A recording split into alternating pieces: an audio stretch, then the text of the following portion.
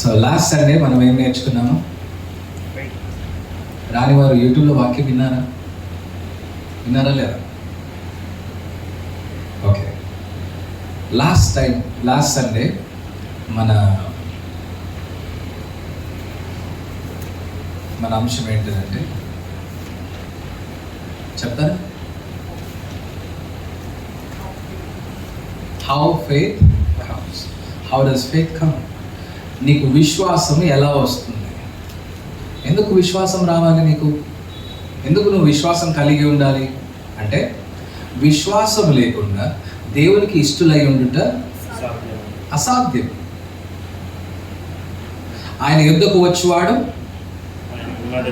ఆయన ఉన్నాడని, తన్ను వెదుకు వారికి ఫలము దయచేస్తాడని నమ్మవలెను కదా.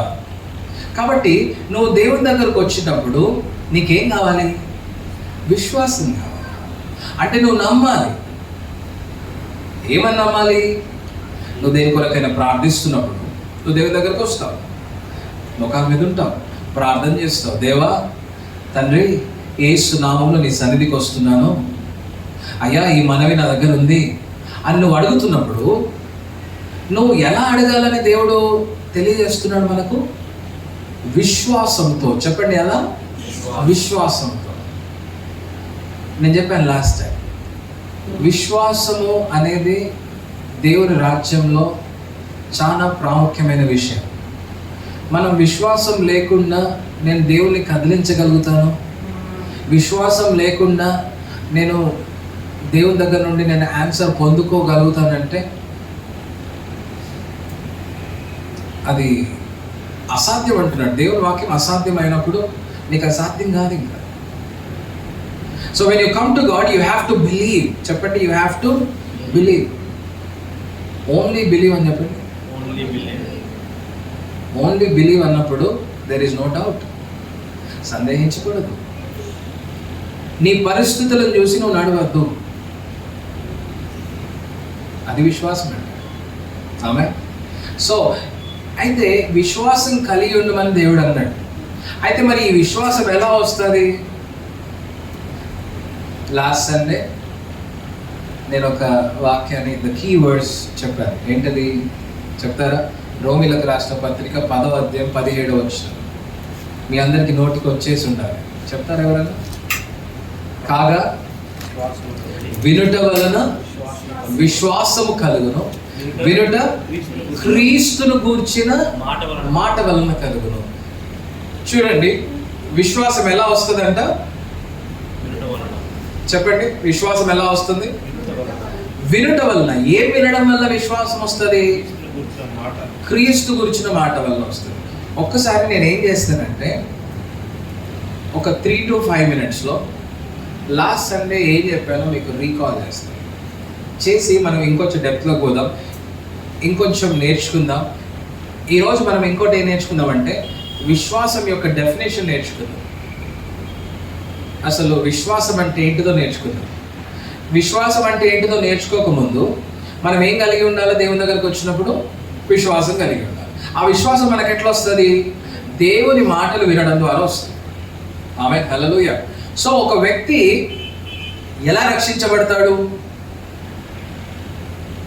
క్యాజువల్గా అలా రోడ్డు మీద పోతుంటే రక్షించబడతాడా? ఎలా రక్షించబడతాడు? ఇక్కడ మీరు కొందరు రక్షించబడ్డారు కదా, మీరు బాప్టిజం తీసుకున్నారు. ఎందుకు అంటే మీరు దేవుని వాక్యం విన్నారు. వినడం ద్వారా మీ లోపల ఏం క్రియేట్ అయింది? విశ్వాసం కలిగింది. మీకు విశ్వాసం కలిగింది కాబట్టి మీరు దేవుని నమ్మారు. దేవుడు నిజమైన దేవుడు అని మీరు మీ హృదయంలో విశ్వసించారు కాబట్టి దాన్ని నోటితో మీరు ఒప్పుకొని బాప్టిజం తీసుకొని మీరేమయ్యారు? రక్షించబడ్డారు. అంటే ఈ ప్రాసెస్ ఎలా జరిగింది? మీరు వినడం ద్వారా జరిగింది. హల్లెలూయా, హల్లెలూయా. ప్రజలందరూ రక్షణ ఎట్లా పొందుతున్నారు? ప్రజలందరూ ఏ రీతిగా స్వస్థత పొందుతున్నారు? ప్రజలందరూ ఏ రీతిగా విడుదల పొందుతున్నారు? అంటే దేవుని వాక్యం వినడం ద్వారా వారికి విశ్వాసం కలుగుతుంది. హల్లెలూయా.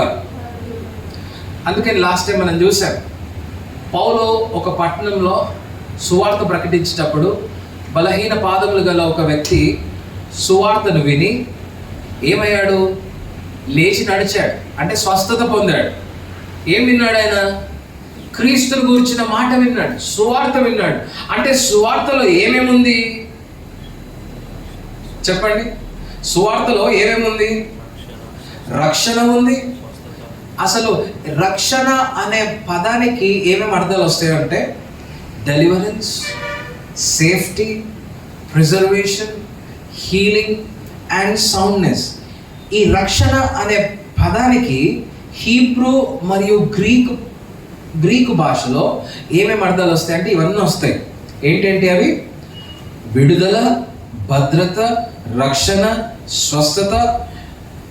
ఇవన్నీ కూడా రక్షణలో, రక్షణ అనే వర్డ్లో, రక్షణ అనే పదానికి వచ్చే అర్థాలు. అంటే సువార్త విన్నప్పుడు ఒక వ్యక్తికి ఏమవుతుందంటే కేవలం రక్షించబడడం మాత్రమే కాదు, కానీ ఆ వ్యక్తి రక్షించబడుతున్నాడు.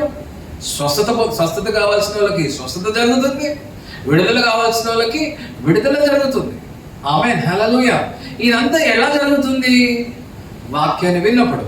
అందుకే మీ జీవితాలలో మీరు బలం పొందుకోవాలంటే, మీరు బలపరచబడాలంటే, మీరు విడుదల పొందాలంటే, మీరు గొప్ప కార్యాలు మీ జీవితంలో చూడాలంటే ద ఫస్ట్ స్టెప్ ఏంటిదంటే దేవుని వాక్యం వినాలి. చెప్పండి, ఏం వినాలి? నేను మిమ్మల్ని అడిగాను ఈ వారం వాక్యం విన్నారా అని. మీరు ఎవరు సపోర్ట్ చేయలేదు.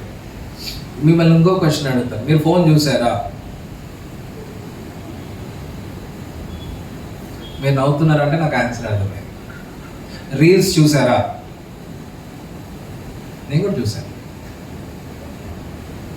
యూట్యూబ్లో వీడియోస్ చూసారా? నేను లాస్ట్ టైం సండే వాక్యం పెట్టింది ఎంతసేపు తెలుసా? ఎంతసేపు? ఎంత టైం ఉంది దాని డ్యూరేషన్? 35 to 40 minutes ఒకటి ఉంది. ఈ 1 weekలో మీకు 40 minutes దొరకలేదా? నేను మిమ్మల్ని తిట్టట్లేదు. నేను చెప్పకపోతే మీకు ఎవరు చెప్తారు? దేవుడు నన్ను ఇక్కడ పెట్టింది మీకు చెప్పడానికి.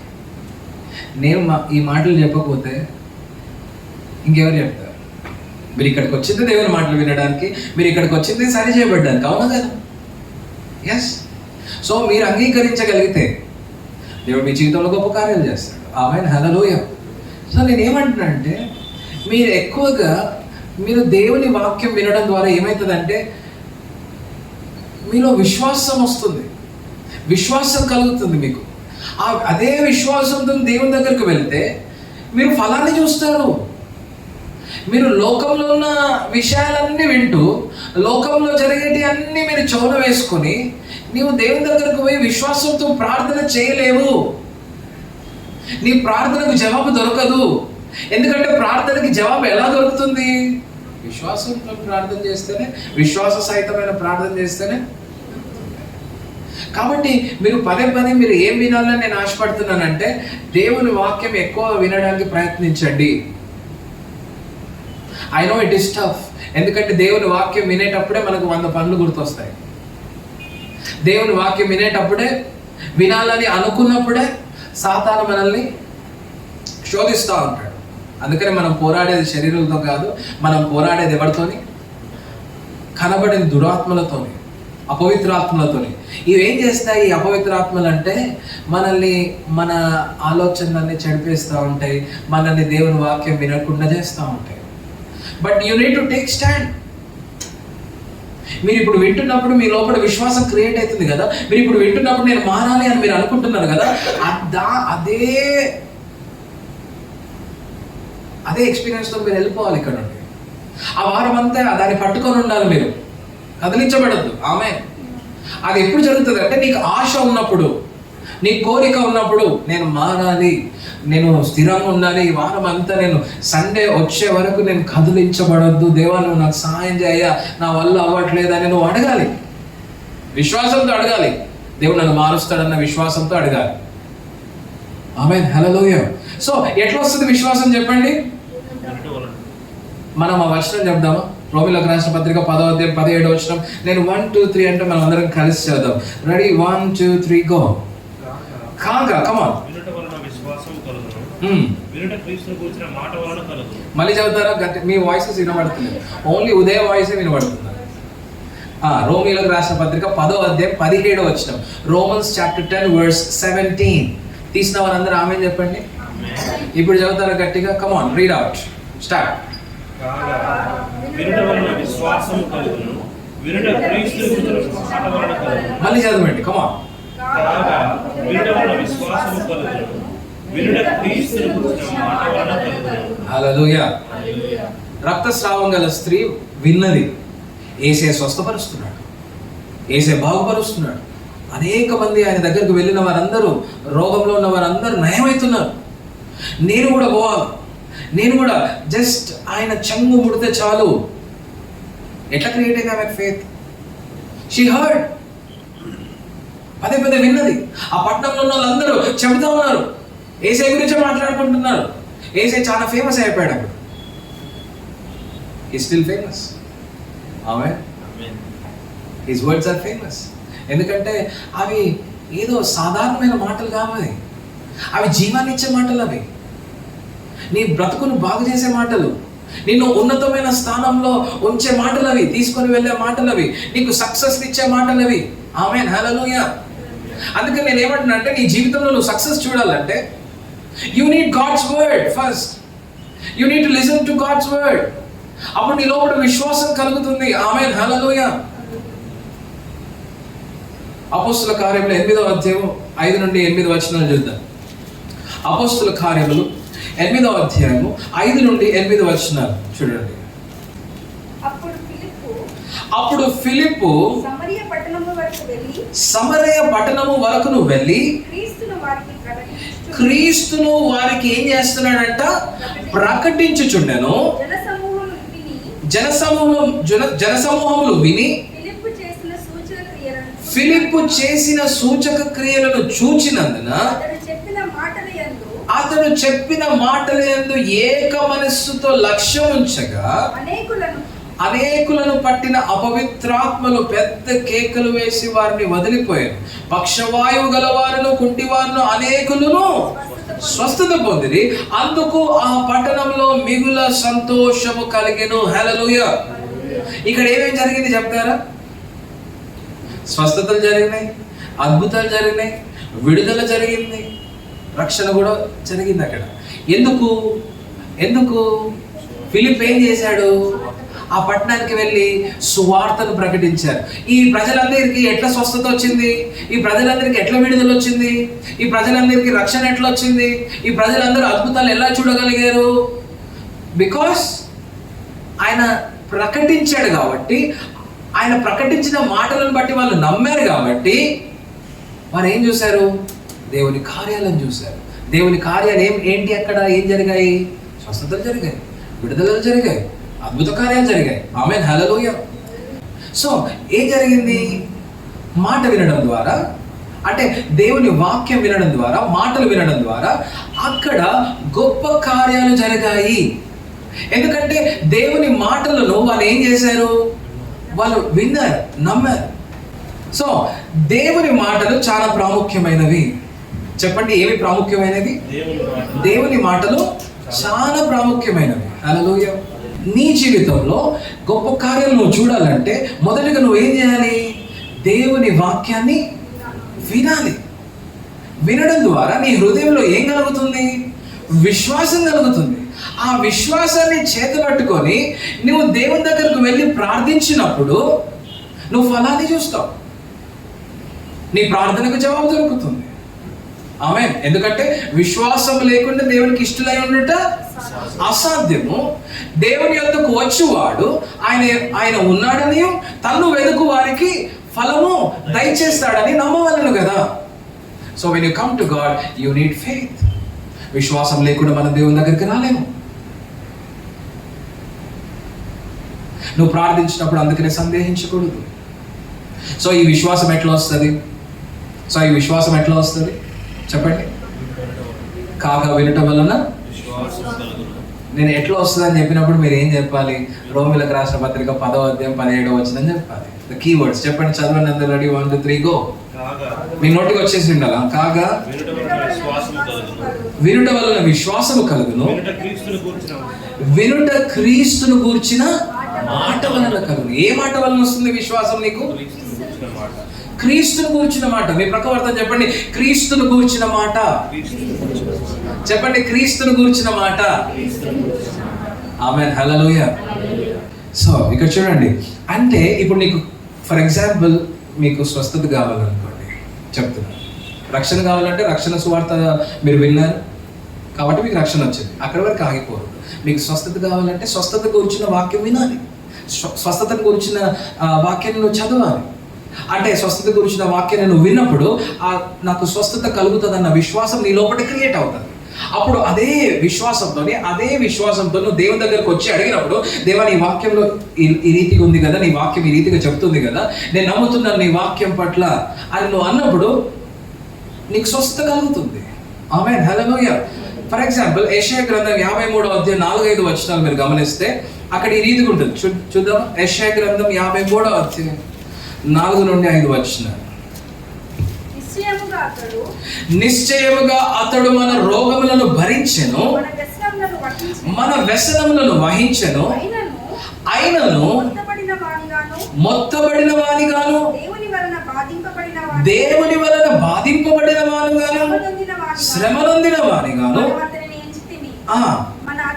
చూడండి, మన అతిక్రమ క్రియలను బట్టి అతడు గాయపరచబడెను, మన దోషములను బట్టి నలగగొట్టబడెను, మన సమాధానార్థమైన శిక్ష అతని మీద పడెను, అతడు పొందిన దెబ్బల చేత మనకు స్వస్థత.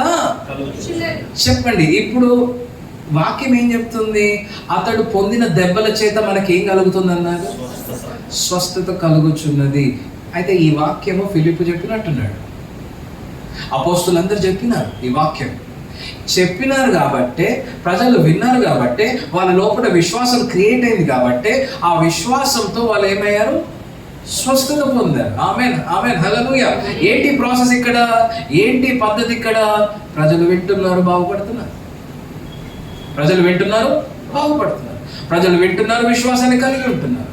ప్రజలకు విశ్వాసం కలిగి ఉంటున్నారు. అదే విశ్వాసంతో దేవుని దగ్గరకు వచ్చి అడిగినప్పుడు వాళ్ళు స్వస్థత పొందుతున్నారు. ఆమేన్, హల్లెలూయా. ఒక దైవజనుడు ఉన్నాడు, ఆయన పేరు నెల్సన్. అమెరికాలో ఆయన ఒక బ్యాప్టిస్ట్ చర్చ్లో ఆయన సేవకునిగా ఉన్నాడు. అయితే ఒకరోజు ఆయనని ఒక కారు ఢీ కొట్టింది, యాక్సిడెంట్ అయింది.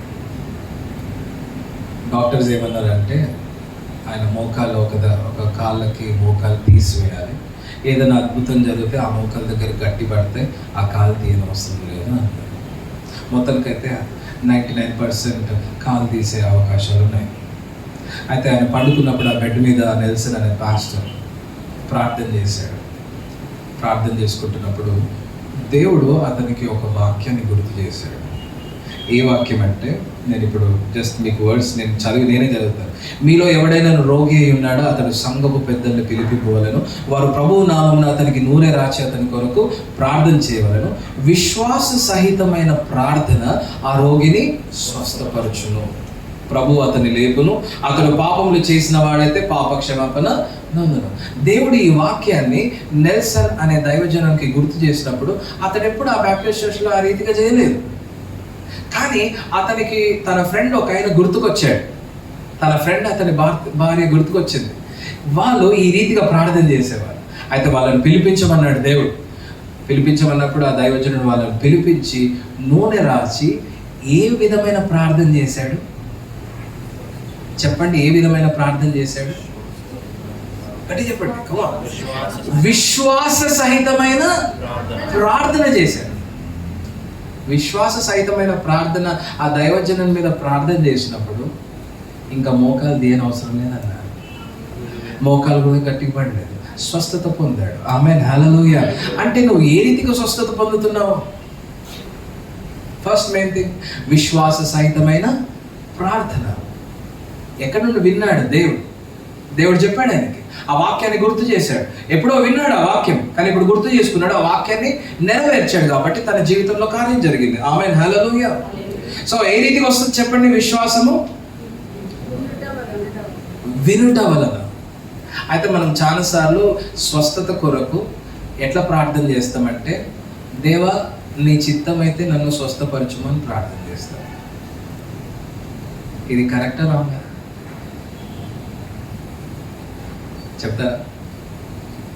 దేవా నీ చిత్తం అయితే నన్ను స్వస్థపరచు అనే వర్డ్, అనే స్టేట్మెంట్ కరెక్టేనా? ఆల్రెడీ దేవుని చిత్తం రాశాడు కదా దేవుని వాక్యంలో. ఏమని అన్నాడు? నిశ్చయంగా నేను నీ రోగాలను భరించాను అన్నాడు. అంటే అది దేవుని చిత్తం ఏంటి? నీకు స్వస్థత ఇవ్వాలనేది దేవుని చిత్తం. అంటే దేవుని వాక్యంలో ఆల్రెడీ దేవుని చిత్తాన్ని తెలియజేసిన తర్వాత మళ్ళీ మనం ఏం ప్రార్థన చేయకూడదు? దేవాని చిత్తం అయితే నన్ను స్వస్థపరిచేయ, దేవాని చిత్తం అయితే ఈ రోగం నా నుండి తీసివేయ అని మనం ప్రార్థన చేయదు. ఆయన చిత్తము కాబట్టి నువ్వేం చేయాలంటే నువ్వు డిక్లేర్ చేయాలి దేవుని వాక్యాన్ని. ఆమేన్, హల్లెలూయా. నువ్వేం చేయాలి? వాక్యాన్ని డిక్లేర్ చేయాలి, పలకాలి దేవుని వాక్యము. పలకడం ద్వారా ఏమవుతుందంటే నీ జీవితంలో ఆ కార్యం జరుగుతుంది. ఆమేన్, హల్లెలూయా. అంటే నీ పట్ల దేవుని యొక్క చిత్తం ఏంటిదో వాక్యాలు కొన్ని ఉన్నాయి. అయితే నీ చిత్తం అయితే అది ఎక్కడ వాడాలో తెలుసా?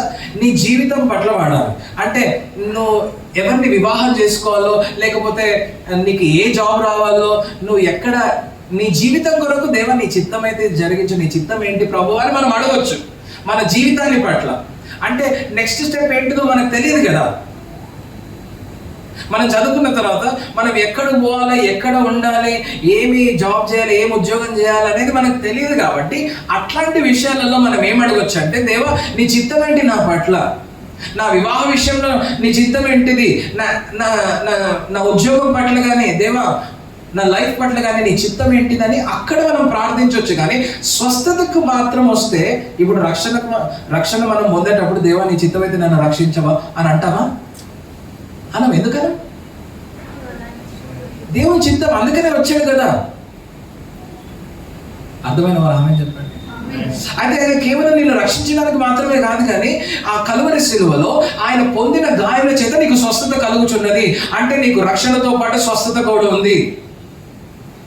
ఆమె నీ దరిద్రతను తీసివేయడానికి ఆయన దరిద్రుడు అయ్యాడు. ఇవన్నీ కూడా ఆయన చిత్తం. ఆయన చిత్తంలో ఉన్నాయి నీ జీవితంలో జరగాలంటే విశ్వాసంతో నువ్వు ఏం చేయాలంటే అవి నీ జీవితంలో జరగడానికి నువ్వు ప్రార్థన చేయాలి, అంతే. దేవా నీ వాక్యం ఇట్లా చెప్తుంది, నేను విశ్వసిస్తున్నాను నీ వాక్యాన్ని, నా జీవితంలో ఇది జరిగించు.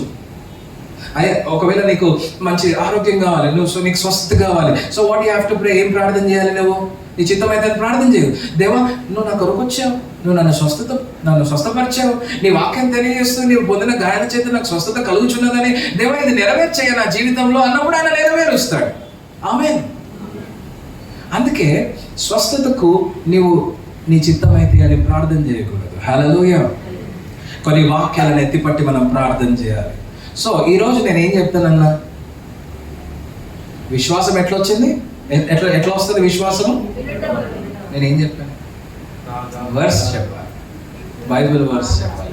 రోమిలకు రాసిన పత్రిక 10వ అధ్యాయం 17వ వచనం చదువుతారు. అందరు చెప్తారా? Ready, 1 2 3 go. Come on. వినుట వల్ల విశ్వాసం కలుగును, వినుట క్రీస్తును గూర్చిన మాట వలన కలుగును. ఇప్పుడు విశ్వాసం అంటే ఏంటి? The definition of faith. What is the definition of faith? విశ్వాసం అంటే ఏంటి? దేవుడు మనకు ఆ డెఫినేషన్ బైబిల్లో ఇచ్చేశాడు. చూద్దాం. హెబ్రీయులకు రాసిన పత్రిక 11వ అధ్యాయం 1వ వచనం తీస్తారా అందరూ? హెబ్రీయులకు రాసిన పత్రిక 11వ అధ్యాయం 1వ వచనం తీసిన వారందరూ ఆమేన్ చెప్తారా? విశ్వాసం అనున్నది నిరీక్షింపబడు వాటి యొక్క నిజ స్వరూపమును అదృశ్యమైనవి ఉన్నవనుటకు రుజువై ఉన్నది. హల్లెలూయా. మీకేమైనా అర్థమైందా? అర్థమైన వారు ఆమేన్ చెప్తారా? మీకు అర్థం కాదు, ఒకటే ఆమేన్ వినబట్టి మళ్ళీ నేను చదువుతా, వినండి. విశ్వాసం అనున్నది నిరీక్షింపబడు వాటి యొక్క నిజ స్వరూపమును అదృశ్యమైనవి ఉన్నవనుటకు రుజువునై ఉన్నది. హల్లెలూయా. అంటే దేవుడు బైబిల్లో విశ్వాసం అంటే ఏమిటో దేవుడు మనకు ఖచ్చితంగా చెప్తున్నాడు. ఏమని చెప్తున్నాడు అంటే, విశ్వాసం అనేది కనిపించని వాటికి రుజువై ఉన్నది.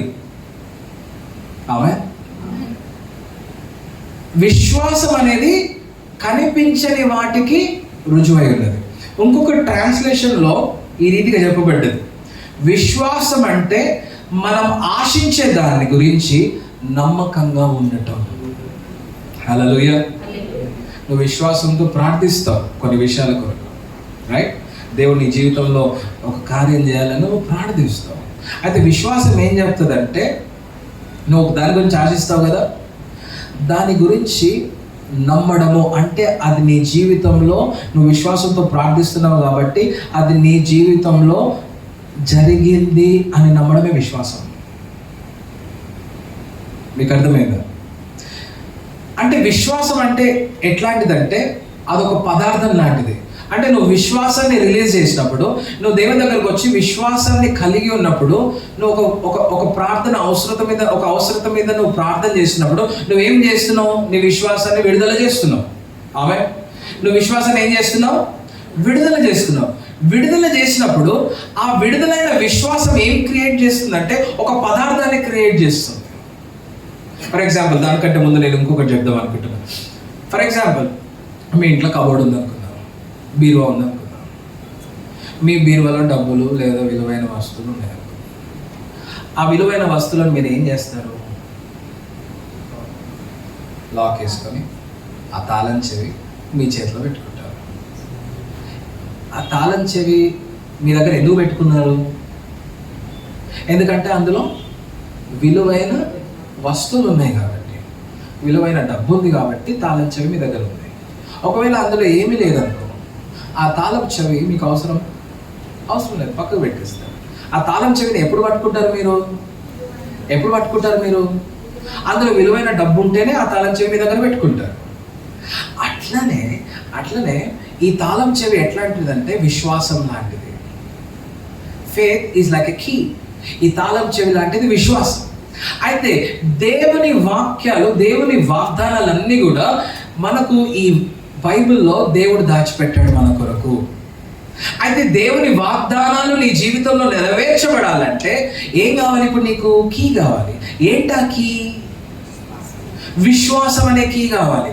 విశ్వాసం అనే కీతో నువ్వు ఓపెన్ చేస్తేనే దేవుని వాగ్దానాలు నీ జీవితంలో నెరవేర్చబడతాయి. ఆమేన్, హల్లెలూయా. నువ్వు కీ తీసుకోరాకుండా దేవుని వాగ్దానం నా జీవితంలో నెరవేర్చబడాలంటే అది నెరవేర్చబడదు. ఎందుకంటే నీ దగ్గర కీ లేదు కాబట్టి. So you need what? Faith. Faith is like a key. ఆమేన్, హల్లెలూయా. సో ఇప్పుడు విశ్వాసం ఏంటంటే ఒకసారి మళ్ళీ చదువుదామా? హెబ్రీయులకు రాసిన పత్రిక 11వ అధ్యాయం 1వ వచనం. ఈ వారం మీ కంఠత వాక్యం ఇదే. చెప్పండి. విశ్వాసం అనున్నది నిరీక్షింపబడు వాటి యొక్క నిజ స్వరూపమును, అదృశ్యమైనవి ఉన్నవనుటకు రుజువై ఉన్నది. అంటే విశ్వాసం అను, ఇప్పుడు ఫర్ ఎగ్జాంపుల్ ఇంకా మీకు క్లియర్గా ఎక్స్ప్లెయిన్ చేయాలంటే, మీరు కొన్ని విషయాల కొరకు ఏం చేస్తారంటే, మనం చాలా విషయాల కొరకు ఆశపడతాం. అది అవుతుందో కాదో అన్నట్టు ఆశపడతాం, అవునా కదా? ఫర్ ఎగ్జాంపుల్, అందరికి ఉండే ఆశ అంటే మంచి ధనవంతులు కావాలి, అన్నీ ఉండాలి మనం అని మనం క్యాజువల్గా అనుకుంటాం. అదేంటి? అది విశ్వాసం కాదు. అదేంటి? నిరీక్షణ, హోప్. చెప్పండి, ఏంటది? హోప్. అయితే హోప్ కార్యాన్ని జరిగిస్తుందా? జరిగించదు. అయితే విశ్వాసం అన్నది నిరీక్షింపబడు వాటి యొక్క, నువ్వు నిరీక్షిస్తావు అనేది నిజం కాదు. కానీ విశ్వాసం ఏం చేస్తుంది? నువ్వు నిరీక్షించిన దాన్ని నిజానికి తీసుకొస్తుంది. ఆమేన్, హల్లెలూయా. నువ్వు నిరీక్షించిన దాన్ని ఏం చేస్తుంది? వాస్తవిక లోకంలోకి అది తీసుకొచ్చేస్తుంది. ఆమేన్, హల్లెలూయా. అంటే నువ్వు ఒక దాని కొరకు నిరీక్షణ కలిగి ఉంటావు, కానీ నువ్వు నిరీక్షణ కలిగి ఉంటే నువ్వు జవాబు చూడవు. ఏమి కలిగి ఉంటే నువ్వు జవాబు చూస్తావు? విశ్వాసం కలిగి ఉంటే జవాబు చూస్తావు. అయితే ఈ విశ్వాసం ఎటువంటి విశ్వాసం అంటే, ఎటువంటి విశ్వాసం అంటే, నువ్వు ఆన్సర్ చూడక ముందుకే నేను ఆన్సర్ పొందుకున్నా అనేది విశ్వాసం.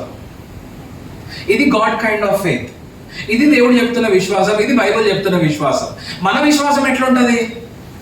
అరే ఇది జరుగుతానే నేను నమ్ముతా అంటాం, అవునా కదా? ఈ కార్యం జరుగుతానే నేను దేవుణ్ణి నమ్ముతాను అని మనం అంటాం. కానీ బైబిల్ చెప్తున్న విశ్వాసం అది కాదు. బైబిల్ చెప్తుంది ఏం విశ్వాసము? నువ్వు నమ్ము, కార్యం జరుగుతుంది. విశ్వాసం అన్నది నిరీక్షింపబడు వాటి యొక్క అదృశ్యమైనవి.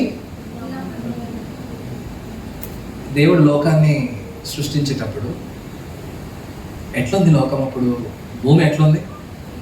భూమి శూన్యముగాను నిరాకారముగాను ఉన్నది, ఏమి లేదు. దేవుడు వచ్చాడు, ఏం చేశాడు దేవుడు? వెలుగు కమ్మని పలకగా వెలుగు అప్పటి వరకు మనకి కనబడ్డదా? లేదు. అంటే అదృశ్యమైనది, మనకు కనబడనిది దేవుడు ఏం చేశాడు? ఏం చేశాడు? పలికాడు, లెట్ దేర్ బి లైట్ అనగానే అవి. మీకు ఒకటి చెప్పనా? చాలా పవర్ఫుల్ వర్డ్, గుర్తుపెట్టుకోండి. యేసు క్రీస్తును సొంత రక్షకునిగా అంగీకరించిన క్షణం ఏమవుతుందో తెలుసా? నీ లోపటికి ఎటువంటి జీవాన్ని నువ్వు కలిగి ఉంటున్నావు తెలుసా? దేవునికి ఉన్న జీవం నీ లోపల ఉంటుంది. దీనికి మీరు ఆమేన్ చెప్పాలి. ఆమేన్, హల్లెలూయా. మీరు యేసు క్రీస్తును సొంత రక్షకునిగా అంగీకరించిన క్షణం ఏమవుతుందో తెలుసా? దేవుని యొక్క జీవం మీ లోపటికి వస్తుంది. ఆమేన్, హల్లెలూయా. ఎట్లయితే యేసుక్రీస్తు మొదటిగా ఏమి లేనప్పుడు పలికాడో అన్ని జరిగాయో, ఈరోజు నువ్వు పలుకుతే కూడా జరుగుతుంది. అందుకనే జీవ మరణములు నాలుక వశంలో ఉన్నాయి అంటాడు భక్తుడు. దేవుని వాక్యం ఏం తెలుస్తుంది? జీవ మరణములు నాలుక వశంలో ఉన్నాయి అంటాడు. చూడండి, ఫర్ ఎగ్జాంపుల్, మన పిల్లల మీద ఏం పలుకుతామో వారు అది అవుతారు. అరే నువ్వు ప్రయోజకుడు అవుతావంటే ప్రయోజకుడు అవుతాడు. నేను ఇట్లనే ఉంటాను, ఆ పరిస్థితి ఇంతే, నేను దరిద్రునిగా ఉంటాను, నేను ఇట్లనే ఉంటానంటే నువ్వు అట్లనే ఉంటావు. లేదు, నేను సక్సెస్ అవుతాను, నా జీవితంలో నేను ఉన్నతమైన స్థానంలో ఉంటాను, దేవుని వాక్యం నా గురించి ఇలా చెబుతుంది, నేను నమ్ముతున్నాను అని నువ్వు పలికితే, నువ్వు చూడకపోయినా ఒక రోజు అవుతావు. అదే విశ్వాసం. ఆమేన్, హల్లెలూయా. ఏ రీతిగా అయితే దేవుడు పలికాడో, వెలుగు కమ్మని పలకగా వెలుగు కలిగింది. ఆయన మాట సెలవీయగా ఏమైంది? లోకమంతా సృష్టించబడ్డది. అయితే ఎట్లాంటి పదార్థాలతో దేవుడు చేశాడు ఈ లోకాన్ని? మనకు కనబడే పదార్థాలతో చేశాడా? ఈ లోకం ఎట్లా సృష్టించబడ్డది? కనబడని వస్తువులతో దేవుడు తయారు చేశాడు ఈ లోకాన్ని. ఆమేన్. అయితే విశ్వాసం ఏంటిదో తెలుసా? నీకు కనబడదు, ఆ జవాబు నువ్వు చూడవు. కానీ విశ్వాసం అంటే ఏంటిదంటే, కనబడని ఆ వస్తువును నువ్వు నమ్మడమే విశ్వాసం. కనబడని ఆన్సర్ని నువ్వు నమ్మడమే విశ్వాసం. హల్లెలూయా. నువ్వు ఇప్పుడు సక్సెస్ కాలేదేమో, కానీ దేవుడు నిన్ను సక్సెస్ చేశాడు, దేవుడు నిన్ను ఉన్నతమైన స్థానంలో ఉంచాడు, దేవుడు ఖచ్చితంగా నీకు జవాబు ఇచ్చాడు అని నువ్వు నమ్మడమే విశ్వాసం. ఆ రీతిగా నువ్వు దేవుని దగ్గర రావడం ఆయన కోరుకుంటున్నాడు. అందుకనే విశ్వాసం లేకుండా ఆయనకి ఇష్టలై ఉన్నట్టు అసాధ్యం. అయితే ఆయన యొద్దకు వచ్చేవాడు ఆయన ఉన్నాడని, తన్ను వెతుకు వారికి ఫలము దయచేస్తాడని నమ్మాలి. ఫస్ట్ నమ్ముతూ రావాలి దేవుని దగ్గరికి. అందుకనే విశ్వాసం అన్నది నిరీక్షింపబడు వాటి యొక్క నిజ స్వరూపము, అదృశ్యమైనవి. ఈ లైన్ చదువుతారా? అదృశ్యమైనవి, నాతో చెప్పండి. అదృశ్యమైనవి ఉన్నవనుటకు రుజువై ఉన్నది. అంటే ఫెయిత్ అంటే ఏంటిది? ఇప్పుడు ఫెయిత్ ఇస్ అ ప్రూఫ్. నువ్వు విశ్వాసం కలిగి ఉన్నావంటే నీ దగ్గర ప్రూఫ్ ఉంది. ఇంకొక ట్రాన్స్లేషన్ ఏం చెప్పిందంటే, విశ్వాసం అనేది ఒక హామీ పత్రం లాగా. హామీ పత్రం మనం ఎక్కడ యూజ్ చేస్తాం? ఒక ల్యాండ్ రాసుకునే దగ్గర, అంతేనా? ల్యాండ్ రాసుకునే దగ్గర ఏం చేస్తాం మనం? హామీ పత్రం రాసుకుంటాం. ఏమని?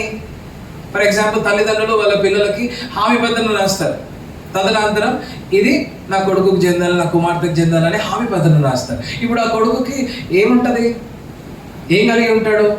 నాకు హామీ పత్రం ఉంది భయ్, ఇది నాకే, కాబట్టి హ్యాపీగా ఉంటాడు, నాకు ఉంది ఆస్తి. ఇప్పుడు ఆ హామీ పత్రం లేకపోతే కష్టపడతాడు జీవితం అంతా హామీ పత్రం కొరకు, అవునా? ఇప్పుడు విశ్వాసం అనేది ఎట్లాంటిదంటే హామీ పత్రం లాంటిది. చెప్పండి, ఈ విశ్వాసం అంటే ఏంటిది? హామీ పత్రం లాంటిది. అంటే నువ్వు విశ్వాసం కలిగి ఉంటే నీకు హామీ పత్రం ఇచ్చినట్టే, నీకు వచ్చినట్టే. You need not worry. అయితే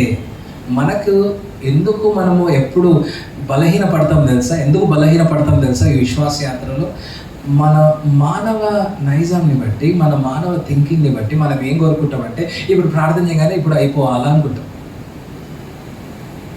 మనకు ప్రార్థనలకు జవాబు చాలా తొందరగా రావాలనుకుంటాం. కానీ దేవుని ఆన్సర్స్ ఎట్లా వస్తాయంటే నీకు ఎప్పుడు అవసరం ఉన్నదో అప్పుడు వస్తుంది. ఆమేన్. హల్లెలూయా, హల్లెలూయా. నువ్వు ఒక మంచి జాబ్ కొరకు నువ్వు ప్రయత్నిస్తున్నావు అనుకోండి. ఫర్ ఎగ్జాంపుల్, నువ్వు ఈరోజు ప్రార్థన చేయగానే రేపే జాబ్ కోరుకుంటావు. అయితే నువ్వు ఖచ్చితంగా దేవా నువ్వు ఇప్పుడే నాకు జాబ్ ఇవ్వాలంటే ఇస్తాడు. కానీ దాంట్లో చాలా లోట్లు నేను నీకు తెలియదు.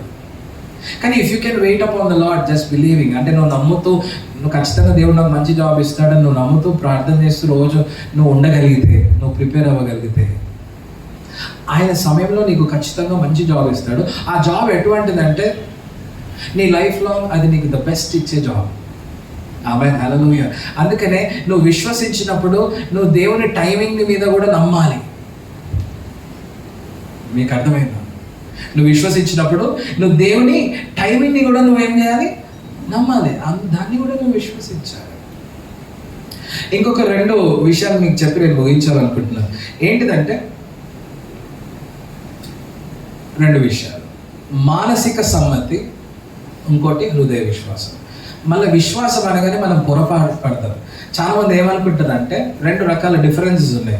మెంటల్ అసెంట్ ఒకటి, హార్ట్ ఫెయిత్ ఒకటి.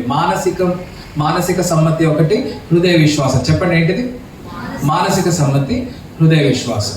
అయితే మనం ఎటువంటి విశ్వాసం కలిగి ఉండాలని దేవుడు చెప్తున్నాడంటే హృదయంతో విశ్వసించడం దేవుడు చెప్తున్నాడు. బైబిల్ ఏం తెలియజేస్తుందంటే మనం హృదయంతో నమ్మడం తెలియజేస్తుంది. అంటే మానసికంగా కాదు. అంటే మానసిక సమ్మతి అంటే నువ్వు దేవుని వాక్యాన్ని అంగీకరిస్తావు. మానసిక సమ్మతికి నేను హృదయ విశ్వాసానికి తేడా చెప్తున్నా, వినండి. మానసిక సమ్మతి అంటే దేవుని వాక్యం మంచిదని నువ్వు అంగీకరిస్తావు. దేవుని వాక్యం మంచిదని నువ్వు చెప్తావు. దేవుడు మంచోడని కూడా నువ్వు చెప్తావు. ఏసే వచ్చి దేవుడు ఏసేని లోకాన్ని పంపించి నా పాపాల నిమిత్తము ఆయన మరణించాడని కూడా నువ్వు అంగీకరిస్తావు. అయితే మానసిక సమ్మతి ఏంటిదంటే నువ్వు అంగీకరిస్తావు, కానీ పర్సనల్గా నువ్వు ఇంపాక్ట్ అవ్వవు. పర్సనల్గా నీ జీవితానికి అసలు ఇంపాక్ట్ ఉండదు. కానీ నువ్వేమవుతున్నావు మానసికంగా అంటే తలలో, అంటే నువ్వు ఎట్లా నమ్ముతున్నావు అంటే మానసికంగా అంటే నీ థింకింగ్తో నమ్ముతున్నావు, నీ హృదయంతో నమ్మట్లే. ఏ రీతిగా నమ్ముతున్నావు? మానసికంగా నమ్ముతున్నావు. నీ ఆలోచనతో నువ్వు అంగీకరిస్తున్నావు దాన్ని, ఎస్ దేవుడు వచ్చాడని. కానీ నీ పర్సనల్గా నీకు ఇంపాక్ట్ కలగలేదు. నీ పర్సనల్గా ఏం కలగలేదు? ఇంపాక్ట్ కలగలేదు. నువ్వు చేంజ్ చూడలేదు, మార్పు చూడలేదు నీ జీవితంలో. అయితే దేవుడు ఎటువంటి విశ్వాసాన్ని కోరుకుంటున్నాడంటే హృదయంతో విశ్వసించడం కోరుకుంటున్నాడు. మెంటల్ అసెంట్ అంటే మానసిక సమ్మతి అంటే నువ్వు అంగీకరిస్తావు దేవుని వాక్యాన్ని, దేవుడు మంచోడని అంగీకరిస్తావు, దేవుని వాక్యం సత్యమని అంగీకరిస్తావు. కానీ నువ్వు ఆ దేవుని వాక్యాన్ని అలౌ చేయవు నీ జీవితంలోకి, నీ హృదయంలోకి దాన్ని స్వీకరించవు. అంగీకరించడం వరకే నీది అయిపోతుంది. కానీ దేవుడు ఏమంటున్నాడంటే హృదయంతో విశ్వసించాలంటున్నాడు. నువ్వు అంగీకరించిన వాక్యం, నువ్వు తలలో అంగీకరించిన వాక్యం హృదయంలోకి రావాలి. ఆమేన్. హల్లెలూయా. అయితే హృదయంతో విశ్వసించడం ఎట్లుంటుందో తెలుసా? నువ్వు హృదయంతో విశ్వసించినప్పుడు దేవుని మాటలను నువ్వు అంగీకరించడమే కాదు, కానీ దానికి విధేయత చూపిస్తావు. అదే హృదయంతో విశ్వసించడం అంటే. There will be an impact on your life. పర్సనల్గా దేవునితో నువ్వు సంబంధం కలిగి ఉంటావు, అది హృదయంతో విశ్వసించడం అంటే. నువ్వు మానసికంగా నువ్వు దేవుని దగ్గరకు వచ్చావంటే దేవుడు మంచోడు, ఎస్ నిజమైన దేవుడు యేసయ్య అని నువ్వు అంటావు. కానీ పర్సనల్గా నీకు దేవునితో రిలేషన్షిప్ ఉండదు. అయితే దేవుడు నీ దగ్గర నుంచి ఏం కోరుకుంటున్నాడంటే నేను నిజమైన వ్యక్తిని నువ్వు అంగీకరించడం కాదు, నేను నిజమైన వ్యక్తిని నన్ను అంగీకరించడం కాదు. నాకు కూడా తెలుసు నేను నిజమైన వ్యక్తినే, నేను నిజమైన దేవుడినని నాకు కూడా తెలుసు. నువ్వు ఏం చేయాలంటే నేను నిజమైన దేవుడిని నువ్వు విశ్వసించి నువ్వు నాతో సంబంధం కలిగి ఉండాలి. అర్థమైందా? నాతోనే ఉన్నారు? అర్థమైన వాళ్ళు ఆమె చెప్పండి. హల్లెలూయా. సో నీకు ఎటువంటి విశ్వాసం కావాలి ఇప్పుడు?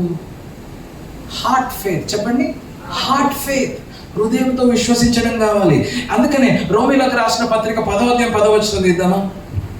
రోమీలకు రాసిన పత్రిక 10వ అధ్యాయం 10వ వచనం ఏంటి? ఏలయనగా నీతి కలుగునట్లు మనుష్యుడు హృదయంలో విశ్వసించును, రక్షణ కలుగునట్లు. ఇక్కడ చూడండి, నీతి కలుగునట్లు మానవుడు ఏం చేయాలి? మనుషుడు ఏం చేయాలి? హృదయంలో విశ్వసించాలి. చెప్పండి, ఏ విశ్వాసం ఇది? హృదయంలో విశ్వసించడము. హృదయంలో విశ్వసించడం అని చెప్పండి, గట్టిగా గట్టి చెప్పండి. హృదయంలో విశ్వసించడము. అసలు ఇప్పుడు కనీసం మనం కొన్నిసార్లు విశ్వాసం లేకపోయినా నిరీక్షణ అన్న ఉన్నది మనకి, కానీ అబ్రహాంకి అసలు నిరీక్షణకు ఆధారమే లేదు. అబ్రహాంని దేవుడు పిలిచినప్పుడు, వినండి, అబ్రహాంని దేవుడు పిలిచినప్పుడు నిరీక్షణకే ఆధారం లేదు. ఇదైతే బాగుండు అన్నట్టు కూడా లేదు, అట్లున్నది ఆ లోకం. అప్పుడు అటువంటి లోకంలో దేవుని స్వరం అబ్రహాంకి అబ్రహాం విన్నప్పుడు, దేవుడు అబ్రహాంతో మాట్లాడినప్పుడు అసలు నిరీక్షణకే ఆధారం లేనప్పుడు అబ్రహాం ఏం చేశాడంటే విశ్వసించాడు. మీకు అర్థమైందా? నిరీక్షణకే ఆధారం లేదు. ఇప్పుడు కొన్నిసార్లు అసలు అందరు నమ్ముతారు, లోకంలో ఉన్న వాళ్ళందరూ రక్షించబడిన వారికి విశ్వాసం ఉంటుంది, రక్షణ లేని వారికి కూడా విశ్వాసం ఉంటుంది. కానీ రక్షించబడిన వారికి రక్షణ లేని వారికి ఎటువంటి విశ్వాసంలో తేడా అంటే, మనం హృదయంలో విశ్వసించి దాన్ని ఒప్పుకొని దాన్ని అంగీకరించి దాని ప్రకారం జీవిస్తూ ఉంటాం. హల్లెలూయా. అయితే అబ్రహాం చేసింది ఏంటో తెలుసా? దేవుని మాట వినడమే కాకుండా లేచి తన భార్యను, తన ఆస్తిని, తన మనుషులను అందరిని పట్టుకొని వెళ్ళిపోయాడు. ఏం చేశాడు? అయ్యా దేవా, నువ్వు మాట్లాడినావు కరెక్టే, నేను నిన్ను అంగీకరిస్తున్నాను నువ్వు దేవుడు అని, కానీ నేను చేయలేను అనేది మెంటల్ అసెంట్, మానసిక సంబంధి. కానీ అబ్రహాం ఏం చేశాడు? హృదయపూర్వకంగా నమ్మి వాక్యాన్ని నెరవేర్చాడు. ఆమేన్, హల్లెలూయా. హృదయంతో విశ్వసించడం అంటే you have to act upon that word. నువ్వు ఆ వాక్యాన్ని నెరవేర్చడము హృదయంలో విశ్వసించడం అంటే ఆ వాక్యం పట్ల నువ్వు విధేయత కలిగి ఉండడము. అబ్రహాం ఏం చేశాడంటే నిరీక్షణకు ఆధారం లేనప్పుడు విశ్వసించాడు. అది అతనికి ఎట్లా ఎంచబడ్డది? అబ్రహాంని దేవుడు నీతిమంతుడు అన్నాడు. ఈరోజు నువ్వు విశ్వసిస్తున్నావు కాబట్టి దేవుడు నిన్నేమంటాడంటే నువ్వు నీతిమంతుడు అంటాడు.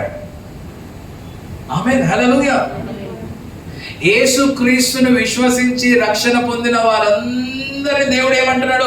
దేవుడు ఏమంటున్నాడు తెలుసా? నీతిమంతుడు అంటున్నాడు. ఎందుకంటే నువ్వు విశ్వసించావు కాబట్టి. ఆమేన్, హల్లెలూయా. అయితే అబ్రహాము ఎట్లయితే విశ్వసించాడో అది అతనికి నీతిగా ఎంచబడ్డది.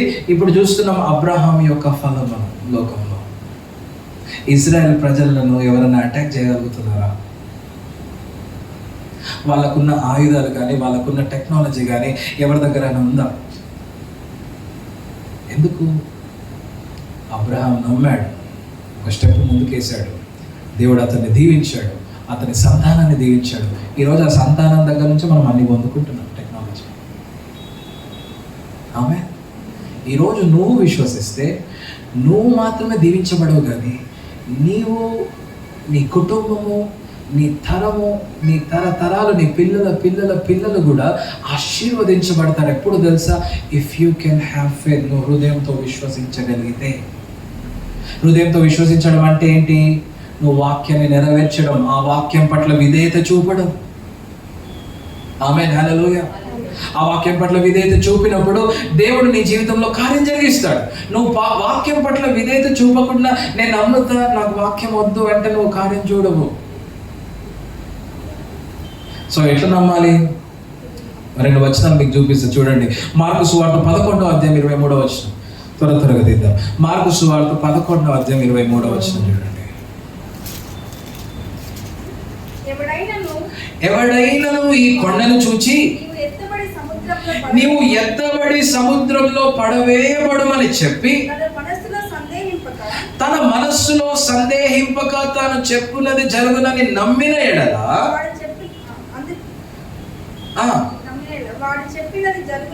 వాడు చెప్పినది జరుగునని. ఎవరు చెప్పారు ఈ మాట? ఎవరు చెప్పారు ఈ మాట?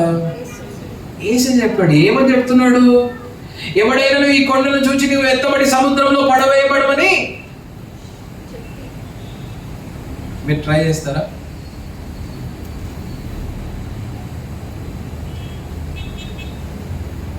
ట్రై చేస్తారా?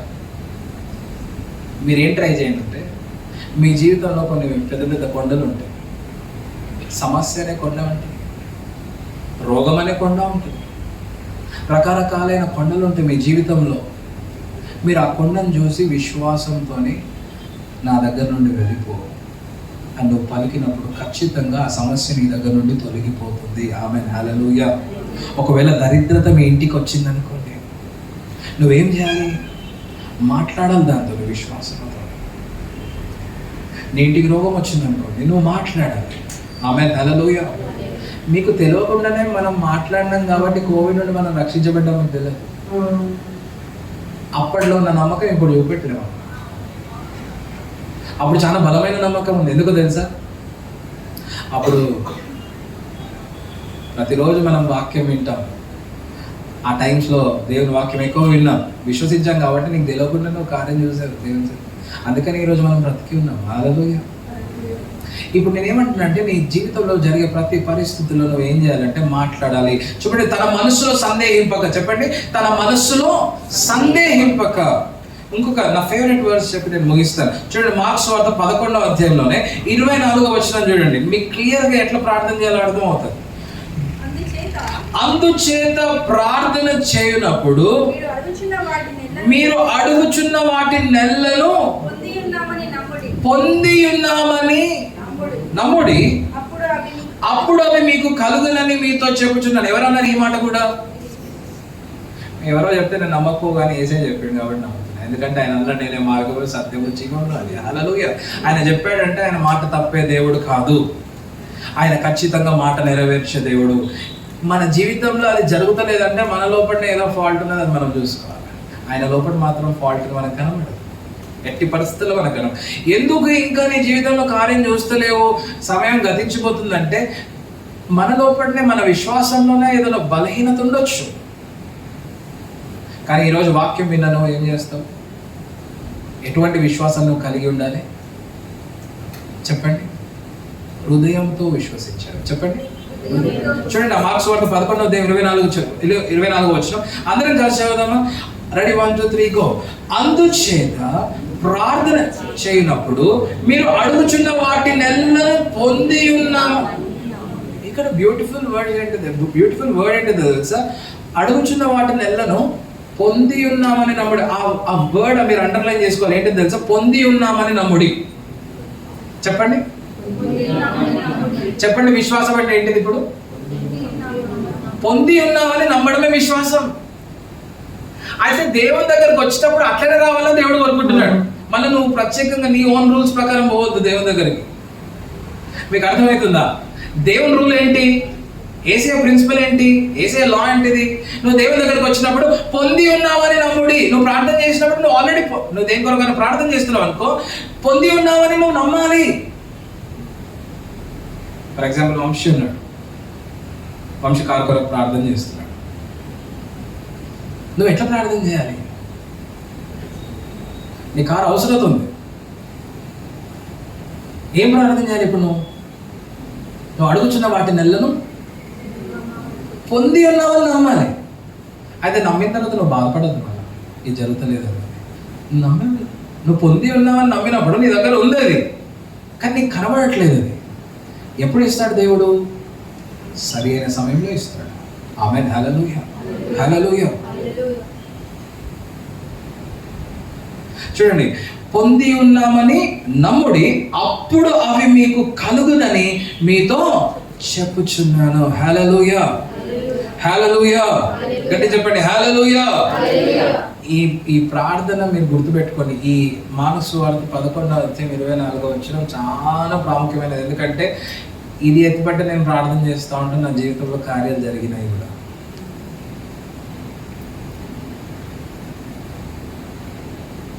ఆమె పొంది ఉన్నామని అంటే నువ్వు ప్రార్థన చేసినప్పుడు నువ్వు ఆల్రెడీ పొందుకున్నావని నమ్మాలి. ఏది బ్రదర్ నేను చూస్తలేవు అంటే నీకు ఫిజికల్ వరల్డ్లో నువ్వు చూస్తలేవు. నువ్వు ప్రార్థన చేసినప్పుడల్లా ఏమవుతుందో తెలుసా, ఆత్మ పరిధిలో ఆ ఆన్సర్ నీకు ఆల్రెడీ వచ్చేసింది. ఆమేన్, హల్లెలూయా. ఆ ఆత్మ పరిధిలో వచ్చిన ఆ ఆన్సర్ ఫిజికల్ వరల్డ్లోకి రావాలంటే దేవుడు అనుమతించినప్పుడు అది వస్తుంది ఫిజికల్ వరల్డ్లోకి. హల్లెలూయా. నీకు కనబడని లోకంలో ఆల్రెడీ దేవుడు నీకు ఆన్సర్ ఇచ్చేసాడు.